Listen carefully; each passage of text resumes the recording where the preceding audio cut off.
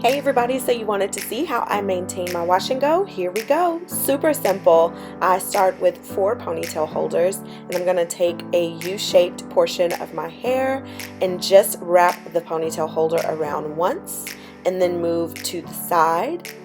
These are going to be smaller sections, so I'm going to wrap my ponytail holder around twice, which is still going to allow it to be loose enough not to cause too much tension.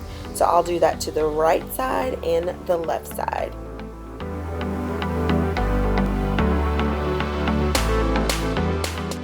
This is very similar to my nighttime routine for my roller sets and twist outs, with the only exception being I am using more ponytail holders and I want my hair to fall in a certain direction, which is why I have 2 on the side, 1 in the front and 1 in the back. With my ponytails installed, I am going to put on my satin bonnet, and that is it.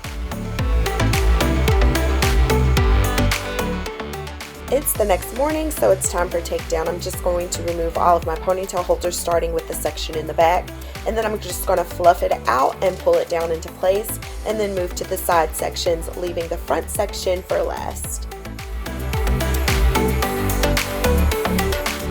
And this is the process that I follow in order to maintain my wash and go for 10 days. I typically wear for 7 days, even though I have gone up to 10. And I don't have to add any additional product. My hair just tends to get bigger and bigger as my wash and go gets older, which is what I really like. So the bigger the better for me. After pulling my hair down in place, I just use my pick to lift at the roots just for additional volume. And as you can see, my hair still has amazing definition and shine. I have no flakes, no product residue, and I don't have to add any additional product to my hair.